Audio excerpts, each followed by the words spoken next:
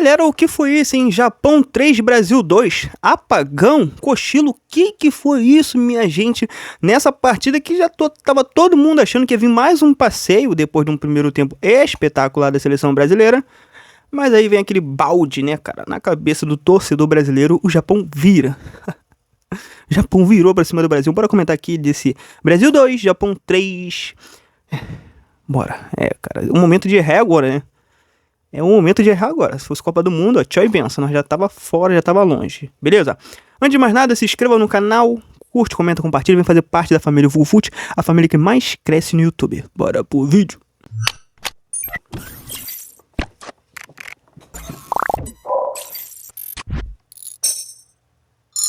Galera, o Brasil hoje fez esse amistoso contra o Japão. Saiu vencendo bem, primeira etapa boa. Com algumas dificuldades, né, porque o Japão estava bem fechado, praticamente todos os jogadores no seu campo de defesa. Poucas vezes o Japão ofereceu perigo ao gol do Brasil na primeira etapa.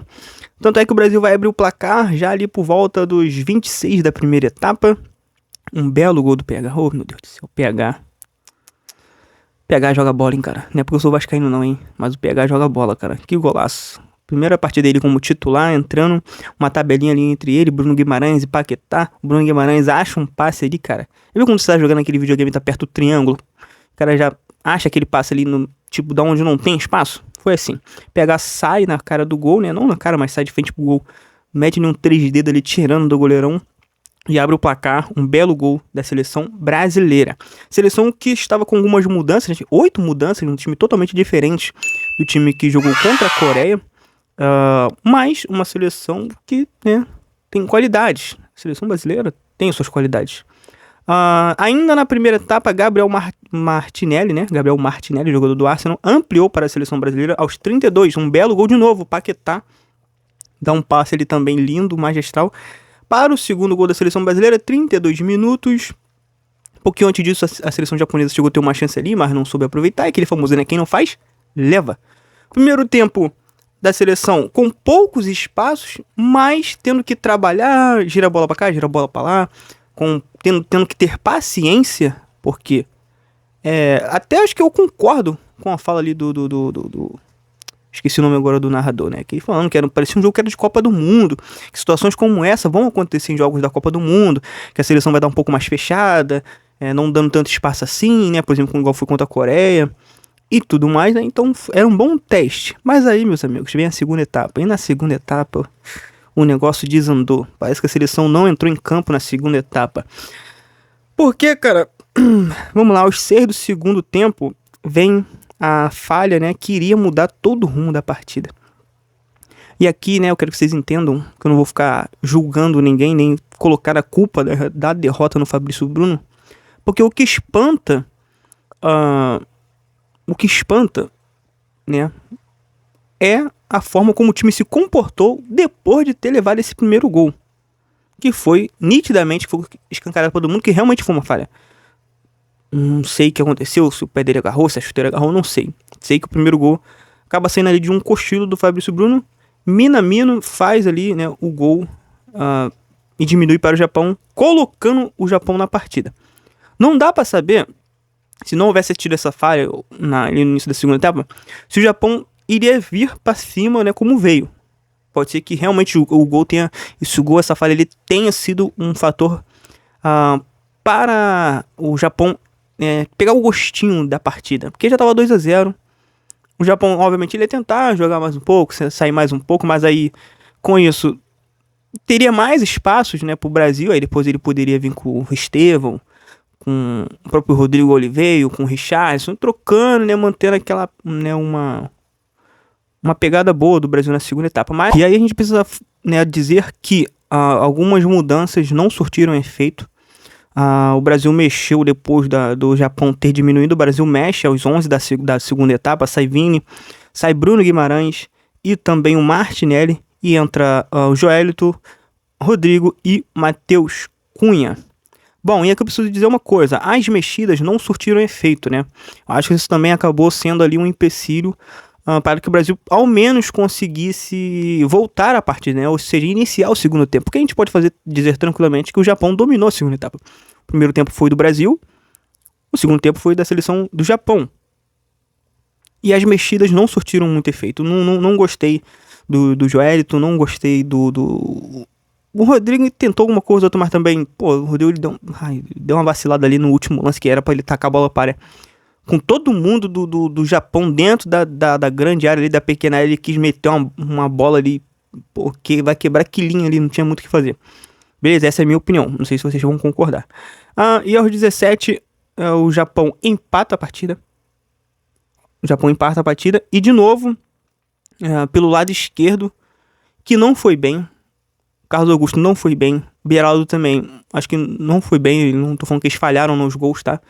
Mas como eu disse, eu acho que o que chama atenção, e aqui a gente tem que tentar olhar um pouco com o olhar do Ancelotti, o Ancelotti não vai ver a falha do Fabrício Bruno em si. Porque ele sabe que isso pode acontecer. E os momentos de errar é agora. Ou se fosse numa Copa do Mundo, a gente poderia estar fora já da Copa do Mundo. Porque esses mesmos erros, se acontecer numa Copa do Mundo, é tchau e benção. Tchau e benção. Se der sorte de acontecer numa fase ali inicial, beleza. Agora se acontecer numa fase de mata-mata, tchau e benção. Não tem jogo de volta não. É um jogo só, acabou. Então assim, acho que ele vai ver muito pelo lado de como o time se comportou, né, depois desse apagão, né, da seleção na segunda etapa. Aí o Japão empata, jogada pelo lado esquerdo, que não foi bem. E aí você tende, né, ver que, pô, vem cá, o Japão fez o que quis. Vocês imaginam se fosse uma seleção um pouquinho mais forte, uma Espanha. Imagina o Lamine Yamal ali, hein? Meu Deus do céu. Imagina o Mbappé, uma seleção da França, nossa senhora. Claro que isso é um amistoso, mas a gente tá sujeito a tudo numa Copa do Mundo. E aos 24 vem o gol da virada do Japão.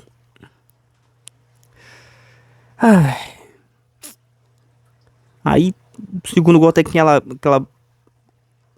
O cara vai, o Fabrício Bruno tenta tirar, não sei se ele tenta tirar, a bola ainda bate nele, acaba entrando, não sei se até agora não sei se deram, acho que não deram o gol contra, mas de novo ele envolvido no segundo gol.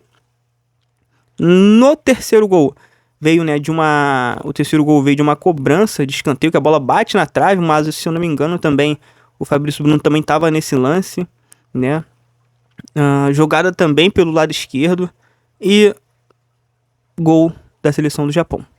Aí, aos 29 vem mais mexidas. Sai Luiz Henrique, que também não fez uma boa partida.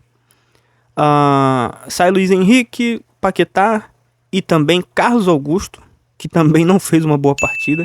Paquetá fez uma boa partida. E vem Richarlison, Estevão e Caio Henrique. Bom, Richarlison pra mim também. Aí, como disse, as mexidas do Brasil não surtiram de defeito. Acho que o Estevão tentou alguma coisa ou outra ali. O Rodrigo também, mas nada também demais. Isso também acho que acabou ali, né? Atrasando um pouco o lado do Brasil, porque, cara, as mexidas elas têm que fazer algum tipo de efeito. E não, assim, no Brasil não fez. Sinceramente não fez.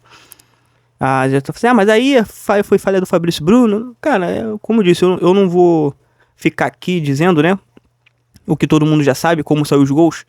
Mas assim, eu acho que o Ancelotti ele não vai ver a questão da falha individual. Ele vai ver como o time se comportou depois de ter levado os gols.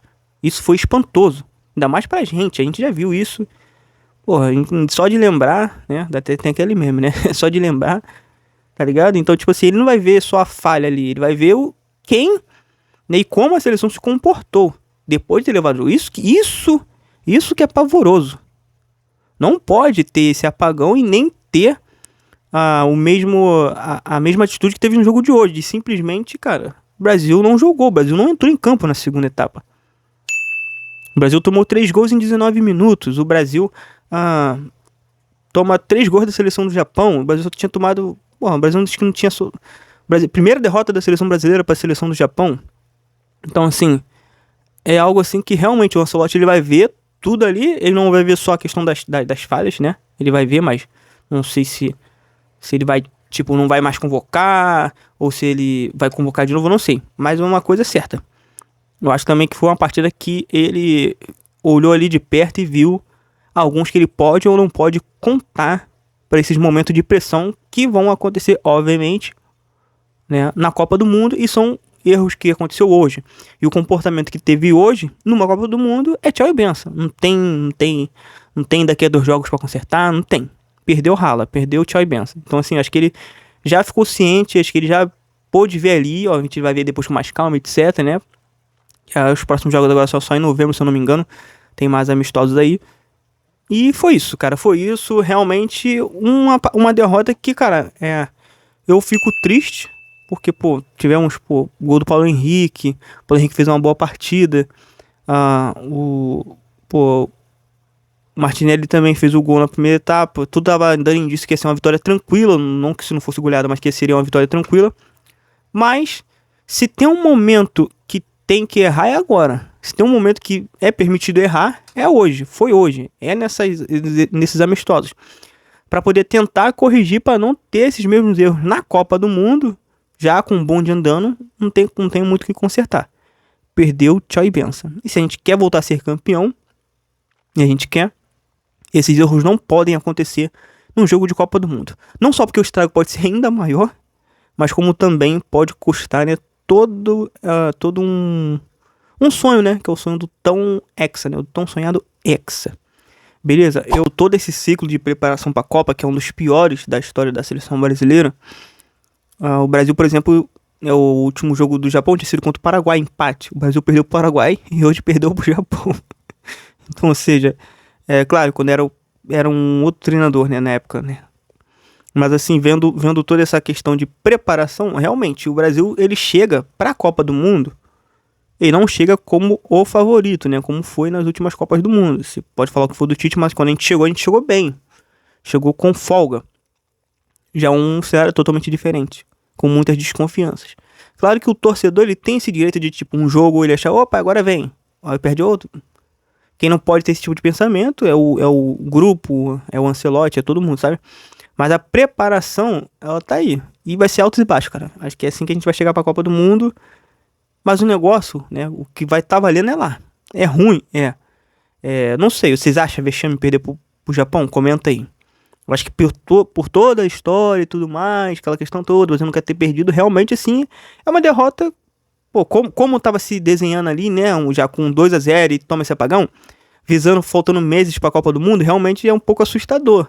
Porque, pô, não pode falhar assim, não pode errar assim, né, numa competição dessa importância, onde você vai ter equipes ainda mais fortes do que o próprio Japão. Mas, se tem um momento pra errar, era hoje. Se tem um momento pra poder falhar, é na preparação pra Copa do Mundo. Na Copa do Mundo que não pode ter esses erros. Aí, meu amigo, aí custa caro. Beleza? Concorda comigo? Esse foi o vídeo, galera. Espero que vocês tenham gostado. Um vídeo simples, né? Nada muito tático, nada muito técnico. Essa não é minha praia. Eu não tenho esse domínio de analisar lances e tudo mais. E pererê, pá, isso e aquilo. Mas, né? Espero que você tenha gostado. Como eu disse, vem fazer parte da família VulgoFut, a família que mais cresce no YouTube. Curte, comenta, compartilha. Valeu!